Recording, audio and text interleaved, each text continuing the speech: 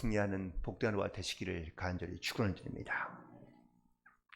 성공하는 인생을 살고 있습니까?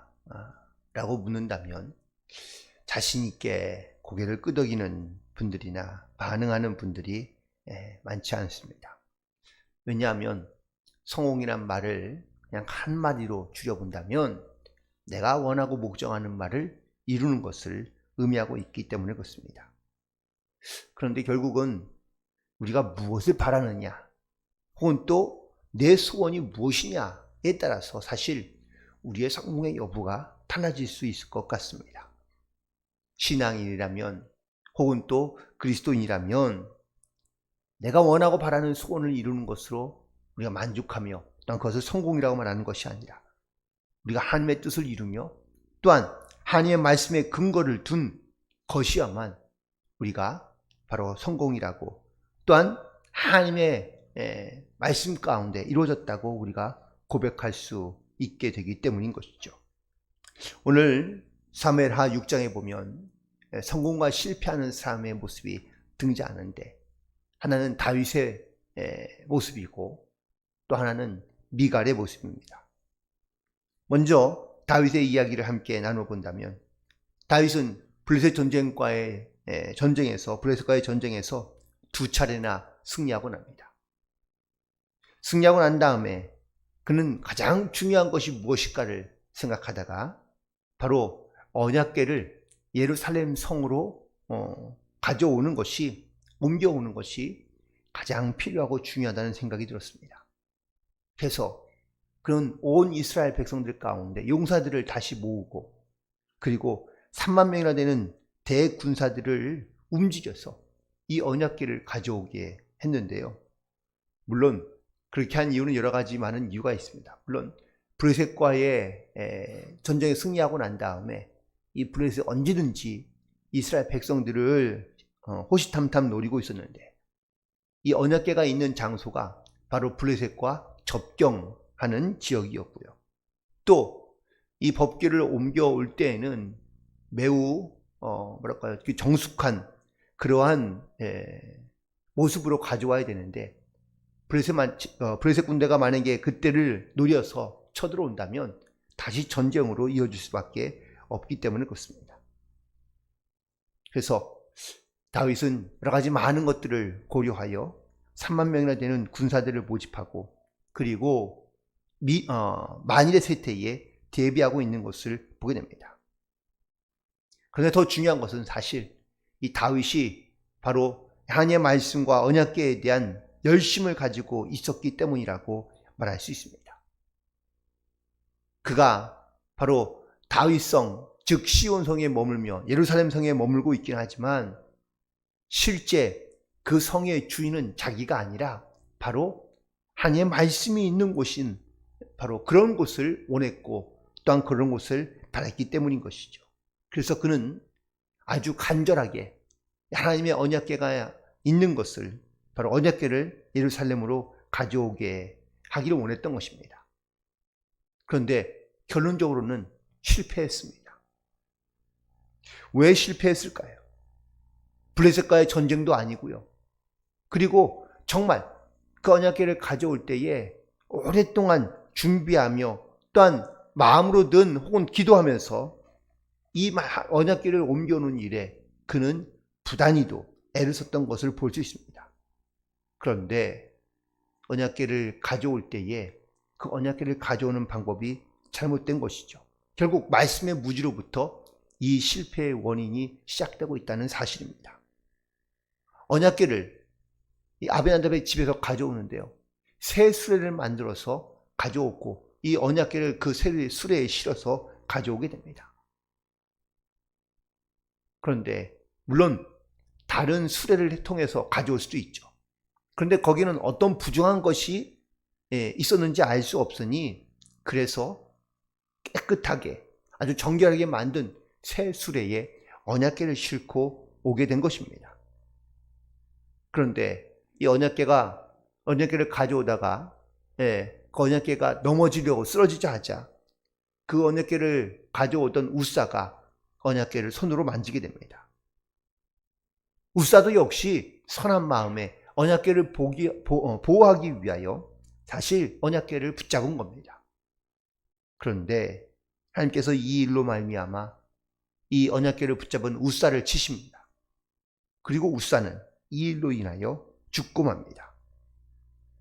결국 이 사건이 다윗에게 큰 두려움을 갖게 합니다. 그리고 결국은 그것을 가져오지 아니하고 근처에 있던 레위인의 집인 오벳에돔의 집에 보관하게 됩니다. 다윗이 왜 언약궤를 옮기는 일에 실패했을까요? 선한 마음으로, 정말 하나님을 생각하는 마음으로 언약궤를 옮기자 했는데 그 선한 마음은 있었지만 하지만 언약궤를 옮기는 방법이 잘못되었기 때문인 것입니다. 민수기 4장에 보면 언약궤를 옮길 때에는 반드시 고리에 꿰어서 제사장들이 들게 되어져 있습니다. 그런데 다윗은 이 말씀대로 행하지 아니하고 자기가 생각한 대로 그 언약궤를 옮기려 했다는 것입니다. 물론 우리가 하나님이 기뻐하시는 그러한 일을 하기 위하여 선한 마음을 가지고 우리는 행동하며 혹은 순종하며 나아갈 때 그 선한 마음이 선한 결과로 이어지는 경우가 사실은 은혜인 것이죠. 그런데 아무리 선한 마음을 가졌다 할지라도 하나님의 말씀대로 행하지 않는다면 그 선한 것이 되지 못한다라는 겁니다. 다윗은 하나님의 언약궤를 옮겨오는 곳, 예루살렘으로 가져오는 것에만 신경을 썼지 그 말씀 언약궤를 가져오는 하나님의 명령과 말씀대로 행하지는 않았던 겁니다. 결국 하나님의 말씀대로 행하는 것과 행하지 않는 것이 얼마나 중요한지를 오늘 말씀을 통하여 우리에게 증거하고 있습니다. 즉 다윗은 마음만 앞섰지 실제로 그가 어떻게 행동하며 옮겨야 되는지에 대해서는 그는 관심을 두지 못했던 겁니다. 우사도 마찬가지입니다. 우사도 지금까지 선하게 이 언약궤를 지켜왔습니다. 그리고 그 언약궤가 움직여 갈 때에 혹시라도 떨어질까 봐 그는 뒤에서 그 언약궤를 바라보며 가게 되었는데 언약궤가 덜컹거리며 수레에서 떨어지고 혹은 또 넘어지려 하자 그는 선한 의도로 언약궤를 붙잡은 겁니다. 하지만 이 우사의 행동도 선한 마음은 있었지만 하지만 그 안에 말씀에 대한 무지가 함께 있었던 것을 깨닫게 됩니다. 결국 다윗은 오벳에돔의 집에 이 언약궤를 남겨두었다가 3개월 후에 다시 옮겨오게 되는데 13절 이후에 있는 말씀을 보니까 이때의 다윗은요 선한 마음만 가지고 행동하는 것이 아니라 하나님께서 명령하시고 말씀하신 대로 순종하여 이 언약궤를 옮겨오고 있는 것을 볼 수 있습니다. 아주 작은 차이이지만 이 차이가 매우 중요한 차이입니다. 방법의 차이가 있는 것만이 아니라 그들의 마음이 하나님 중심인지 말씀 중심인지를 보여주고 있는 그러한 모습이기 때문이라는 것이죠.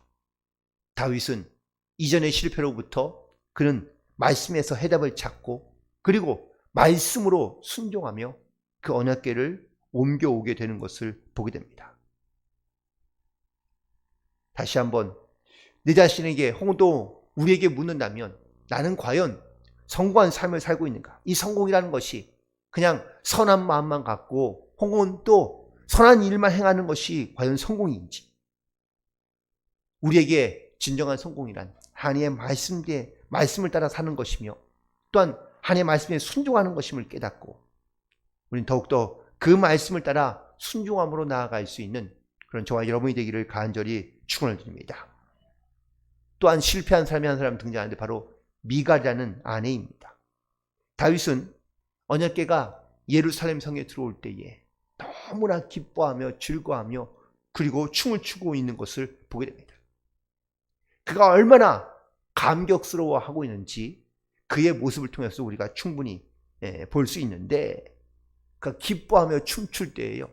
그의 겉옷이 벗겨지고 그리고 또한 그 하체가 드럼에도 불구하고 그는 아주 기뻐하며 춤을 추고 있는 모습을 볼 수 있습니다. 그런데 성 안에서 이 다윗의 모습을 보고 있는 미갈은 다윗의 마음과는 뭔가 온도 차이가 분명하게 있습니다. 옷이 벗겨지는 것도 모른 채 춤을 추고 있는 이 다윗의 모습을 보며 이 미갈은요, 마음에 불편하게 생각합니다. 그리고 그를 업신여겼다고 말씀하고 있습니다. 왜 업신여겼을까요? 그것은 마치 오늘 본문에 있는 말씀에 20절의 말씀에 등장하고 있는 것인데 다윗은 기뻐하며 춤추고 있는 모습이지만 미갈이 볼 때는요, 그가 마치 시정잡배, 즉 방탕한 자가 여인을 유혹하기 위하여 자기의 하체를 드러내는 것처럼 보고 느꼈다고 말하며 또한 그런 다윗의 행동에 비난하고 있는 것입니다. 왜 이렇게 다른 것일까? 미갈은 왜 이렇게 못마땅하고 있으며 그리고 다윗을 업신여기고 있는 것인지, 다윗이 언약궤가 들어오는 이 사실에 기뻐하고 있지만 미갈이 기뻐하지 않은 이유는, 가장 중요한 이유는 바로 그 안에 하나님에 대한 말씀이 없기 때문인 것입니다. 하나님의 말씀으로 그 언약궤가 들어오는 것을 정말 기뻐하며 즐거워하는 마음이 이 미갈에는 없었기 때문에 하나님에 대한 열심도 없고 뜨거움도 없으며 그리고 말씀에 대한 사모함도 없었던 미갈은 성경책에 약 한 60번이나 등장하지만 그의 이름과 더불어, 그녀의 이름과 더불어 하나님과 함께 했다는 말씀이 한 번도 드러나지 않고 있는 것을 보게 됩니다.